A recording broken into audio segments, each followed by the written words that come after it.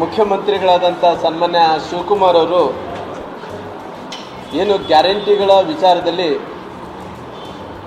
ಪುನಃ ಪರಿಷ್ಕರಣೆ ಮಾಡ್ತೀನಿ ಅಂತೇಳಿ ಅವರು ಏನು ತೀರ್ಮಾನವನ್ನು ತಗೊಂಡಿದ್ದಾರೋ ಈ ಗೃಹಲಕ್ಷ್ಮಿ ಪರಿಷ್ಕರಣಾ ವಿಚಾರದಲ್ಲಿ ಬಹುಶಃ ಮುಂದಿನ ದಿನಗಳಲ್ಲಿ ಈ ರಾಜ್ಯದ ನೂತನ ಮುಖ್ಯಮಂತ್ರಿಗಳು ಈ ಗ್ಯಾರಂಟಿ ಯೋಜನೆಯನ್ನು ಬಂದ್ ಮಾಡುವಂಥ ಹುನ್ನಾರವನ್ನು ಕೂಡ ನಡೆಸಿದ್ದಾರೆ. ಹಾಗೆ ಜೊತೆಯಾಗಿ ಒಂದು ಕಡೆ ಅವ್ರು ಏನು ಹೇಳಬೇಕಂತ ಇದ್ದಾರೆ ಅಂತೇಳಿ ಒಂದು ಗೊತ್ತಾಗ್ತಾ ಇಲ್ಲ. ಯಾಕಂದರೆ ಸಿದ್ದರಾಮಯ್ಯರು ಕೊಟ್ಟಂಥ ಎಲ್ಲ ಗ್ಯಾರಂಟಿ ಯೋಜನೆಗಳು ಅವ್ರ ವಿರುದ್ಧ ಇದೇನಾ ಅನ್ನೋಂಥದ್ದು ಕೂಡ ಅವ್ರ ಸ್ಪಷ್ಟೀಕರಣ ಕೂಡ ಕೊಟ್ಟಿಲ್ಲ. ಅಥವಾ ಎಲ್ಲೋ ಒಂದು ಕಡೆ ಈಗ ಗ್ಯಾರಂಟಿ ಯೋಜನೆಗಳಲ್ಲಿ ಮೃತಪಟ್ಟಾದ ಯುವತಿಯರಿಗೆ ಮೃತಪಟ್ಟದಂಥವ್ರಿಗೆ ಸುಮಾರು 55,000 ಕುಟುಂಬಗಳಿಗೆ ಮೃತಪಟ್ಟಂಥ ಕುಟುಂಬಗಳಿಗೆ ಆ ಜನರಿಗೆ ಹಣ ಹೋಗಿದೆ ಅನ್ನೋಂಥ ಮೂಲಕ ಮಾತುಗಳನ್ನು ಕೂಡ ಸನ್ಮಾನ್ಯ ಶಿವಕುಮಾರ್ ಅವರು ಹೇಳಿರೋ ಕಾರಣ ಅಲ್ಲಿ ಏನನ್ನ ಅಕಸ್ಮಾತ್ ದುಡ್ಡು ಏನನ್ನ ಅಲ್ಲಿ ಏನನ್ನ ಲೋಪ ಆಗಿದೆನಾ ಇಲ್ಲಿದ್ರಿಗಿನ ಅಲ್ಲಿ ಭ್ರಷ್ಟಾಚಾರ ಆಗಿದೆ ಅನ್ನೋಂಥದ್ದು ಕೂಡ ನೋಡಬೇಕಾಗಿದೆ. ಸಿದ್ದರಾಮಯ್ಯ ಸರ್ಕಾರ ಆಡಳಿತ ಸರಿ ಇಲ್ಲ ಅನ್ನಕ್ಕೋಸ್ಕರವಾಗಿ ಹೇಳಕ್ಕೆ ಹೋಗಿದೆ ಅನ್ನೋಂಥದ್ದೇ ಇದು ಗೊತ್ತಾಗ್ತಾ ಇಲ್ಲ. ಅದಕ್ಕೋಸ್ಕರವಾಗಿ ಸಿದ್ದರಾಮಯ್ಯ ಅವಧಿಯಲ್ಲಿ ಯಾವೊಂದು ಯೋಜನೆಗಳು ಮುಂದುವರಿಸಬೇಕಂತೇಳಿ ಅವತ್ತಿನ ತೀರ್ಮಾನವನ್ನು ತಗೊಂಡ್ರೋ ಆ ಯೋಜನೆಗಳನ್ನು ಅದನ್ನು ನಿಲ್ಲಿಸ್ಬೇಕನ್ನಂಥ ಪ್ರಯತ್ನವನ್ನು ಮಾಡ್ತಾ ಇದ್ದಾರೆ. ಒಂದು ಕೂಡ ಕನ್ಫ್ಯೂಷನ್ದಲ್ಲಂತೂ ಶಿವಕುಮಾರ್ ಅವರು ಇಟ್ಟಿದ್ದಾರೆ.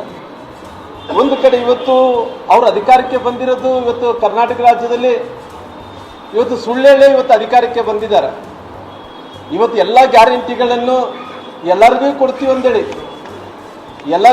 ಅಂದೇಳಿ ಸುಳ್ಳೇಳಿ ಇವತ್ತು ಅಧಿಕಾರಕ್ಕೆ ಬಂದ ನಂತರ ಅವತ್ತಿನ ಸಿದ್ದರಾಮಯ್ಯರು ಹೇಳಿದಂಥ ಮಾತೇನು, ಅವತ್ತು ಸಿದ್ದರಾಮಯ್ಯರು ಹೇಳಿದಂಥ ಮಾತು ಅವರು ಕಾಕಾ ಪಾಟೀಲ್ಗೆ ಫ್ರೀ, ಸಿದ್ದರಾಮಯ್ಯರಿಗೆ ಫ್ರೀ, ಮಾದೇವಪ್ಪ ಅವರಿಗೆ ಫ್ರೀ, ಎಲ್ಲರಿಗೆ ಫ್ರೀ ಅಂದೇಳಿ ಅಧಿಕಾರಕ್ಕೆ ಬಂದ ನಂತರ ಇವತ್ತು ಜನರಿಗೆ ಇವತ್ತು ಸುಳ್ಳನ್ನು ಹೇಳಿ ಅಧಿಕಾರಕ್ಕೆ ಬಂದ ನಂತರ ಇವತ್ತು ಯಾರನ್ನಾಗಲಿ ಬಂದು ಜನರು ನಮಗೆ ಗ್ಯಾರಂಟಿ ಕೊಡ್ರು ಅಂತೇಳಿ ಯಾರಿಗೆ ಕೇಳಿಲ್ಲ.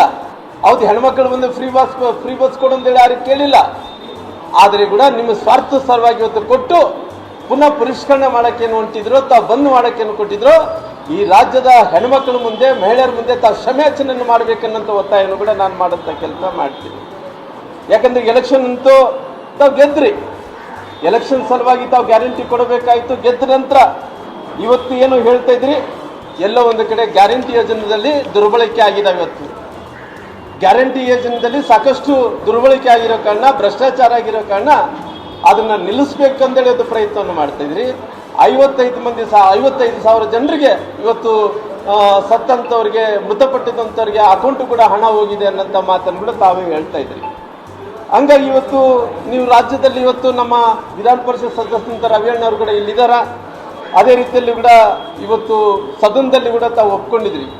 ಗೃಹಲಕ್ಷ್ಮಿ ಯೋಜನೆಯಲ್ಲಿ 2 ತಿಂಗಳಾಯಿತು, ಇಲ್ಲಿ ತನಕ ಕೂಡ 5,000 ಕೋಟಿ ರೂಪಾಯಿ ಹಣವನ್ನು ಕೊಟ್ಟಿಲ್ಲ ಅನ್ನೋಂಥ ಮಾತನ್ನು ಕೂಡ ತಾವು ಒಪ್ಕೊಂಡಿರೋ ಕಾರಣ ಯಾರು ಗೃಹಲಕ್ಷ್ಮಿ ಅಂದ್ರಿಗಿಲ್ಲ, ಯಾವ ಲಕ್ಷ್ಮಿಗೆ ಕೊಟ್ಟಿದ್ದಾರೋ ಗೊತ್ತಿಲ್ಲ ಆಗಲಿ, ಇಲ್ಲಿ ಜನರಿದ್ದಂಥ ಲಕ್ಷ್ಮಿಗಂತ ಹಣ ಬಂದಿಲ್ಲ ಅನ್ನೋಂಥ ಮಾತನ್ನು ಕೂಡ ನಾನು ಹೇಳಬೇಕಾಗುತ್ತೆ.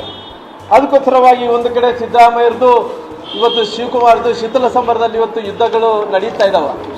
ಯುದ್ಧಗಳು ನಡೆಯುವಂಥ ಟೈಮಲ್ಲಿ ಯಾರು ಇವತ್ತು ಮುಖ್ಯಮಂತ್ರಿ ಆದಂಥ ಟೈಮಲ್ಲಿ ಯಾರು ಏನು ಮಾಡಿದ್ದಾರೆ ಅನ್ನೋಂಥ ವಿಚಾರದ ಬಗ್ಗೆ ನಾನು ಏನು ಮಾತಾಡೋಕೆ ಹೋಗಲ್ಲ.